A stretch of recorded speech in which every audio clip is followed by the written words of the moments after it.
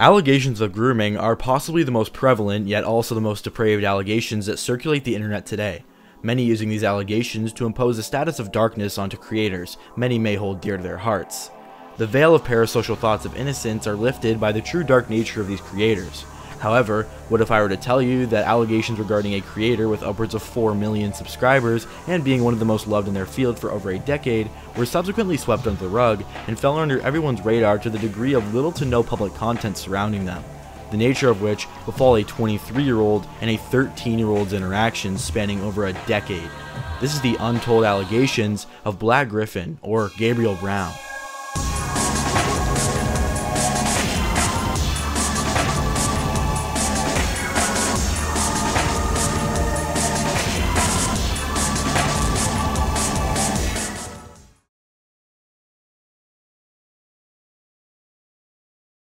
Gabriel Brown was born on the 22nd of February 1990 in Annapolis, Maryland. The older of 4 siblings, Gabriel grew up as an outdoorsy and adventurous child. Both him and his younger brother Nate were gifted musically and began writing their own songs at a very young age. In the years following Gabriel's graduation from high school, he soon thereafter enlisted into the Navy. After being injured in the line of duty, he soon transferred to a gunner's mate position. For those unaware, a gunner's mate is an individual responsible for the general maintenance and operation of guided missiles, gun mounts, and other equipment. Gabriel, with really nothing better to do, rekindled an old pastime he held dear to his childhood, the gift of music.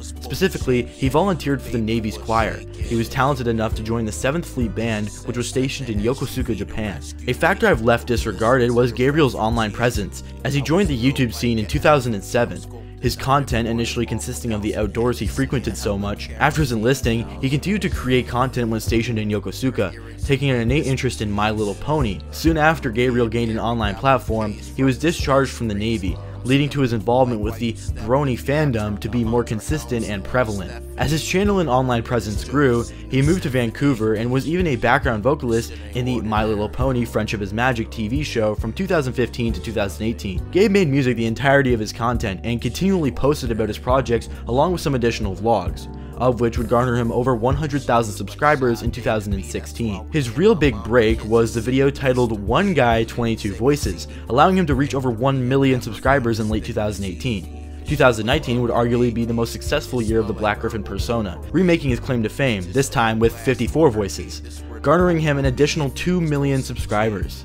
In this same year, Gabriel was the singing voice of Alistair in the pilot of the indie web series Hazbin Hotel. He would soon marry the voice actor of Sweetie Pie from My Little Pony Friendship is Magic, Corlett. They would announce their engagement in early 2022, planning to get married in November of that year.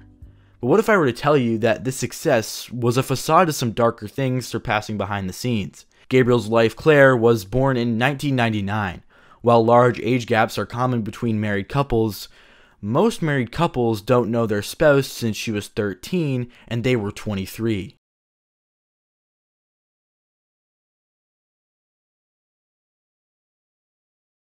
On December 23rd of 2023, allegations of grooming were shared over Twitter from the Brony Fandom account. Gabriel would be shown to be hanging out with Claire frequently while he was in his mid-20s, and she was merely a teenager. We've concluded that the relationship at this time was totally platonic, or at least there's only flirtatious comments to counteract it being platonic. However, this doesn't really matter, as orbiting a girl to go on to marry her is, well, it's something. When it leaked that they were dating in 2019, while she was 20 years old and Gabriel was 29, he excused this by using the genius explanation that Claire asked him out earlier that year, therefore he didn't groom her. Thanks for not buying into the BS. I learned a while ago that defending myself doesn't really help, but for what it's worth, I am not a white supremacist, duh. And Corlett and I started dating when she was 20, and she asked me out. To that I have to say, it really takes two to tango. The narrative you're trying to push is that this woman was in love with you and just asked you out of the blue, and then and only there did you catch feelings, is ridiculous. You've orbited this individual's life since they were 13 years old, and you expect me to believe you only caught feelings after you said yes to dating them? Yeah, okay. I will give credit where credit is due. Gabriel rejected Claire twice prior to saying yes, and he had 2 years of adulthood to grow attached to her, so allegations of grooming would be a hard case to push to say the least. However, the things mentioned later on are still quite strange, and that's putting it lightly. Claire is actually estranged from their parents due to their engagement with Gabriel, especially after her parents went public with their concern regarding the marriage and not being invited to the wedding itself. 3 loosely popular creators spoke on the matter and directly spearheaded criticisms and accusations of abusive nature towards Claire's father, Ian, one of which being creator Saberspark. "You're a miserable human, Ian, and I'm so glad she has escaped the clutches of your despair, unwarranted pride, and self-loathing. Here's to the happy future she can forge without you." Claire would soon give her own side of the story, detailing how her parents were abusive, bullies, and obsessive. A wedding should be a place where unconditional love is shown, not just said. "I did not invite people I did not know well, nor did I invite people who don't support my relationship with Gabe. There is validity to those who question my decision not to invite my parents. In response, I ask you this. Would you invite your bullies to your birthday party? In other words, would you willingly invite your emotional abusers to your wedding? How about someone who was cyberbullied the groom under multiple fake accounts to perpetuate internet drama and then admitted it? What about an individual who said they wanted the best for you, only to become a furious monster when you picked a decision they didn't prefer? Or a person who said they value your freedom and independence, who vowed to protect you, only to leave you stranded during a pandemic by showing up to a workplace and taking your only form of transportation so you would have nowhere to go? This is just scratching the surface. The account goes on to talk about how they were not hesitant to call this relationship grooming. The fact that Claire was going on trips and going to dinners with this individual as young as 14 years old was enough to spark some concern, not even mentioning that they went on to get married later on in the future. I think something noteworthy that was partially combated in this thread is the fact that we don't really know if they did anything relationship-like or non-platonic, but going on to marry someone who you would hang out with while they were a teenager is a bit strange, and that's giving Gabriel the benefit of the doubt. The poster speaks of racist remarks committed by Gabriel, which could be chalked up to based and red-pilled talks of BLM in the protests. This is a more mundane allegation that is incomparable to those previously mentioned. As we delve further into the thread, strange interactions over Twitter between the two when Claire was barely or not even of age at this point are plentiful. There are multiple instances of them meeting in real life while Claire was a minor for the purpose of hanging out. Well, there was just that one time he went to her house. Then the BronyCon 2014, then the BronyCon 2017, then the WCPC 2017, then the ENFW 2016, then a Michael Jackson parody music video, then the BabsCon 2015, oh god. Mind you, these are only the documented instances of them interacting from their channels alone. If we factor in more Instagram posts, Twitter, and any other social media, there are likely more instances of them being together in real life prior to the relationship. And if you originally thought there were absolutely no strange interactions prior to her being of age, then you were certainly wrong. Which leads us to a figurehead, the main one at that vehemently defends Gabriel.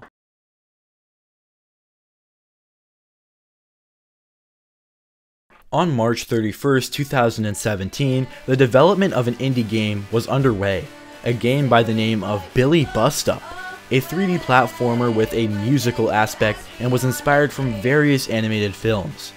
Why I mention this game is the fact that Gabriel directly works on it, so you can imagine when these allegations dropped, it took a toll on the community surrounding this game's development.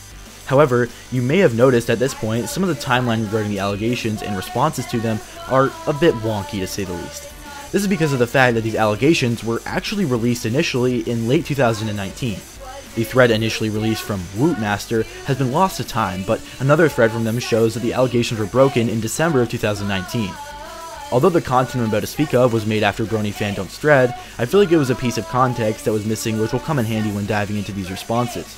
If you recall, I mentioned the game Gabriel was voice acting on, Billie Bust Up, the creator of which is an individual by the name of Katie Blueprint or Katie Nelson, someone who has vehemently defended Gabriel for the past 3 months of allegations.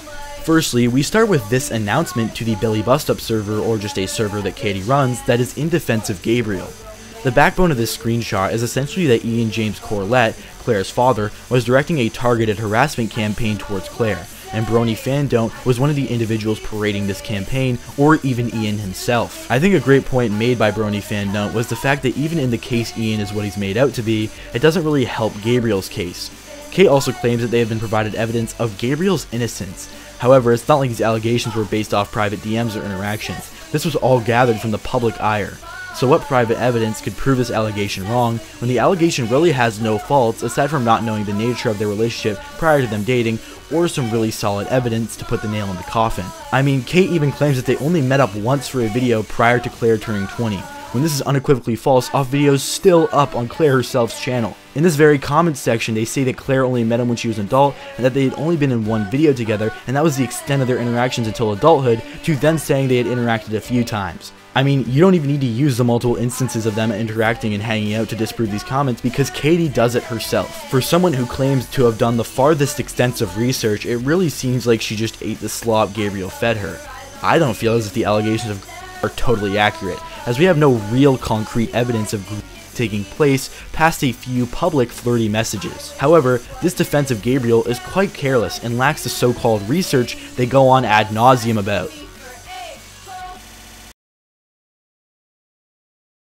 In the past few months, Gabriel hasn't made a lot of public statements regarding the allegations. Recently, it has just been fans, Twitter users, and those who shall not be named taking the helm of defending Gabriel. Here's the thing, no matter how I've propagated this video so far, I think this situation is a lot more complex than meets the eye. The initial allegations in the community were perpetuated as grooming, as they are today. However, when I spoke of Whoopmaster's thread, I believe it provides a bit more clarity on the situation. That clarity being we have really no substantial evidence of grooming. Now, is it a possibility that Claire Corlett was groomed by Gabriel Brown? Yes. Is there any actual concrete proof that the relationship wasn't platonic until she asked him out and he said yes after the third time or so? No. The issue of this matter, however, is both of those questions are double-edged swords in itself. Gabriel was creepily orbiting a teenager throughout their early life, who he then went on to marry.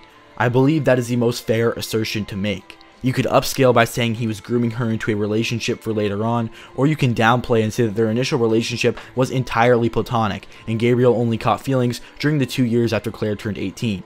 Either way, when you radicalize or downplay the relationship, you have to jump through a few logical hurdles to make your point stick. So I wanted to go through each of these assertions and dispel or accredit aspects of the argument themselves. To see if the claim of grooming is anything worth merit, we have to identify what grooming really is and how it would apply to the situation. A daunting challenge to say the least, as grooming doesn't conform to one specific formula or facet and has a plethora of nuance regarding the concept. What we can say is that if there were to be any grooming taking place, it certainly would have worked, as Claire asking him out when she was of age would likely be the end goal and best case scenario for a groomer. The issue with grooming is that in recent times, the true nature of it at heart has really conformed to the victim themselves coming out with damning evidence of sexual or romantic interactions when they weren't of age. The issue is, believe it or not, that's not the only way someone can be groomed. Orbiting an individual for over a decade and making flirty remarks in public, which, mind you, who knows what went on behind closed doors, and physically interacting with them while you are in your 20s and they are a teenage girl is certainly something. However, the issue with that is the severity of the flirtatious comments I'd chalk up to being kind of a creep and a degen. So to say that a Twitter reply would constitute grooming is a little overboard. The only piece really missing for an allegation of grooming would be private conversations where Gabriel encourages a future relationship, makes an inappropriate comment, or generally sexually/romantically charged interactions with a teenager, at least to a certain extent. At that point, there would be no denying it, and even the fact that he turned her down a few times wouldn't constitute a lack of grooming, because it would be very possible that he just changed his mind briefly later down the line. However, all of what I just said is a humongous what if, and would essentially be the only way to constitute a full-fledged grooming allegation. You could arguably say that on a spectrum of grooming, this would fall on a lighter or less explicit form of grooming, that it is just orbiting someone and being a large role model / figure in their life to gain their admiration to the point that they ask you out later on when they are of age. But at large, calling it grooming in general would need some sort of meaningful and inappropriate interaction. Now, for the complete opposite side of this dispute, the concept that nothing strange was going on until the 2 years after Claire turned 18 and had been asking Gabriel out. For context, whenever I make a point as to why a point in defense of Gabriel wouldn't dispel a grooming allegation, that does not mean I personally believe that Gabriel is guilty of said allegation full on. We have already established that she asked you out isn't a good reason as to why you didn't groom this person, as again, there had to be some preconceived notion of feelings for you to even say yes. You don't just date people on a whim. Now, some have pointed out to me that Gabriel rejected her multiple times beforehand and actually put thought into whether it was a good idea or not. To that I have to say, that doesn't really make it much better, does it? He had tons of time to reflect on the fact he knew her since she was 13, had been physically and mentally present in this young woman's life for the second most developmental years of her life, and had some creepy comments and remarks while orbiting her during said years, yet still thought it wasn't weird, strange, creepy, or any other synonym to continue a romantic relationship judging from their past alone. Or even if he didn't think it was strange at all, how literally anyone else would have perceived it. I like to think the latter is reality, as majority of the community found out about the relationship due to allegations of grooming. When you have such an extensive and public past with someone you met when they were a minor, and don't publicly express that you are now dating them, people are going to take the least charitable interpretation that you are trying to hide it or only talk about it once your pasts are a long forgotten memory. The issue with people defending Gabriel is, like Sean Chiplock, he can rarely get his story straight, and will often mislead others who vehemently defend him to only look stupid in return and give himself a worse reputation. He even gets his story wrong as recently as 2024. As in June, he would say that he met Claire 4 years ago, despite their public, to this day mind you, interactions span as far back as 2014. If you want to argue their interactions prior were solely on business terms, in 2016 he went to her house when she was 16, so very business-like. Giving the benefit of the doubt, this isn't very telling of Gabriel trying to hide something, but it is very telling that he's willing to mislead both those who defend him and the public themselves. It's very easy to make comparisons to Sean Chiplock, the difference being that Sean made public inappropriate comments with minors he didn't even know more than one tweet, and received more backlash than he really deserved. However, in this case, Gabriel has flirtatious comments with a minor he has publicly interacted with on many occasions, both physically and virtually, yet the backlash is a lot less significant and there are many more people willing to come to his defense. A very good comparison of reactions to different interactions, yet I'd argue the same severity. To conclude, there is currently not enough substantial and provable evidence to call Gabriel and Claire's relationship a relationship where Claire got groomed. I'd need some distinction of severe and inappropriate comments past flirtatious remarks. However, with that being said, I think it's imperative to note that Gabriel is weird, a creep, and borderline, I use that word strongly, almost on the verge of grooming. He has also lied and made poor responses to the situation, to both himself and the extensions of himself through others.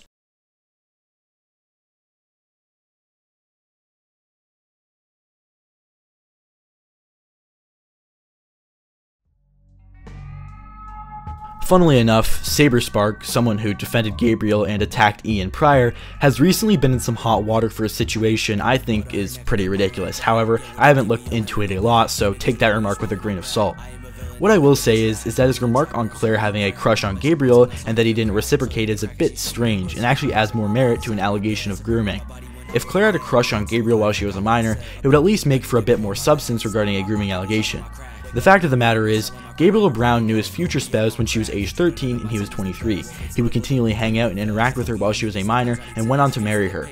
No rejections can dismay that fact, and at best Gabriel is creepy and strange, and at worst a groomer. Gabriel being a groomer is still alleged, however, as there is no concrete proof his orbiting was anything but platonic. However, the fact that he went on to marry her and had ample time to consider how this would look and how creepy it was are factors that are at the very least not a good look. I have no definitive statements to make for this video aside from creep and weirdo. I know, another fence-sitting classic from Salty. However, there is not enough substantial evidence from either side that can prove their point once and for all. And the time that comes out, I'll be right here to talk about it. As for now, I've been Salty. Thank you, and good night. I'm doing okay, I'm doing alright. Feels like everything's just fine. It's all in my head, it's hard to leave my bed. I survived because I died. I'm doing okay, I'm doing alright. Feels like everything's just fine. It's all in my head, it's hard to leave my bed. I survived because I